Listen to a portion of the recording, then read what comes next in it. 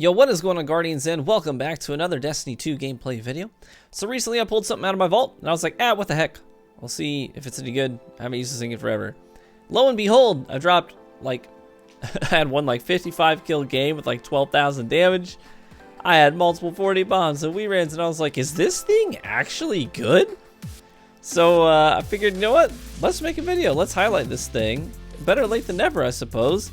But the underlying question here is, are ARs actually okay in Crucible? Are they usable? Are they pretty good?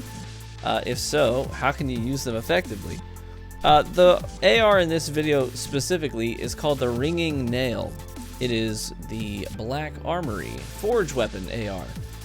And I gotta say, I was really impressed by this. This is from the first Forge, the GoFan Forge, so it's NBD. It's pretty easy to get your hands on one of these. And first and foremost, this gun, it sounds scary, doesn't it? Listen to this. It sounds like a freaking heavy machine gun. Sounds pretty beefy, doesn't it? I really like how the gun sounds. Now, my specific role that I'm rocking in this video, my Ringing Nail has quick draw and kill clip, and it also has ricochet rounds, a stability masterwork that's maxed out, and an Icarus mod that I threw on it. And for a little bit I was questioning the Icarus mod. I was like, man, should I be running something like counterbalance stock or target adjuster on this, or maybe even backup mag?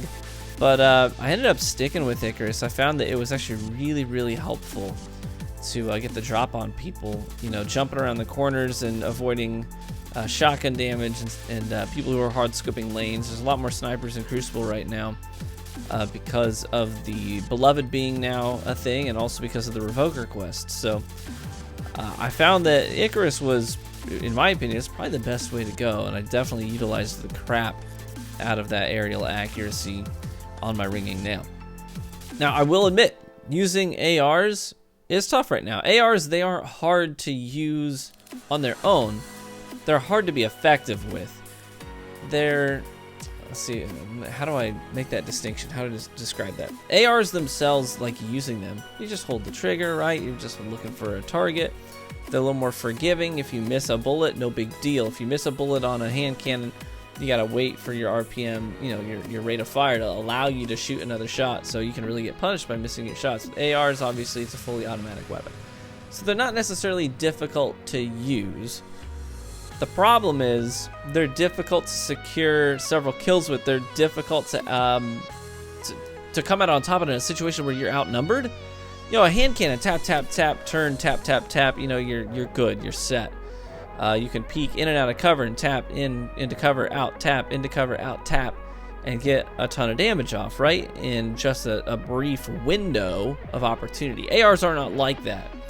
ARs require you to be in clear line of sight with your opponent the entire duration, right, of that overall time to kill. See, the difference between a hand cannon and an AR is that a hand cannon can get its kill for the its optimal time to kill. It can get that kill in the optimum TTK, but it does not require you to be visible for that entire time. Does that make sense? There's downtime in between each bullet, and during that downtime, the best players, solid players, good players, they're using their cover very well. They're peeking in and out. ARs are different. You have to be visible that entire time of the optimal TTK, or else you can't get your optimal TTK, right? Because they're fully automatic weapons. So because of that, you are easy to kill from team fire, from somebody who has your flank, because you can't dip in and out of cover and really secure your kills quickly. So a few things that are really important skills when using an AR right now. Obviously, one is pre-fire. Pre-firing is super important. You pre-fire a corner, you're using your radar to predict when an opponent is about to peek. Or you're using your audio cues. I use my ears a lot when I'm playing PvP. They tell you a lot of things. People complain about audio cues in Destiny 2, or they have historically, and I just gotta say I don't agree. I think audio cues play a huge role in Destiny 2. I turn music off in game, that way I can focus up and hear what I gotta hear when someone's reloading, swapping, stepping, jumping, floofing, whatever they may be doing. and that helps me know when to pre-fire and where to pre-fire. Obviously, tracking is also important because you need to be able to track their movements while you're holding down the trigger. That's why I really like having the stability masterwork on this ringing nail. In conjunction with that, I'm using bottom tree striker so that I can get laser precision and stability after getting a melee kill, which also comes in handy in some of these clips that you're watching here in this video. So because of the longer duration of your fights with an AR, because you gotta sort of keep them, you have to keep pursuing them, keep hitting them, keep jumping over cover and hitting them in order to secure your kills, because of the whole fully automatic TTK issue. Because of that, you end up in these longer gunfights than you would with, say, a hand cannon. So kill clip really helps with this, because then you're queued up for your next fight to really get some quicker damage off on the next guy. Having a time to kill, overall time to kill, that's around half a second if you've got that kill clip active. One-eyed mask. I know people hate one-eyed mask. I almost never use it. By almost never, I mean I literally, before using this AR, I have not used one-eyed mask in months. But I threw it on because with ARs, one-eyed mask is a really, really, really good thing to sort of help even your odds, because you are at a disadvantage using an AR. It's just plain and simple. It's a handicap to use an AR. So you need something like a one-eyed mask to help you with pre-fire, with tracking opponents. And because of the longer time to kill and these longer gunfights, like I said, you're easier for guy number 2 to pick you off when you're using an AR. And one-eyed mask helps alleviate the stress of that. It helps even the odds, because once you finally secure your first kill, now you've got kill clip active if you're using a kill clip AR. But not only that, one-eyed mask is going to give you your health back, give you some time to sort of get your health regeneration up before you go into fight number 2.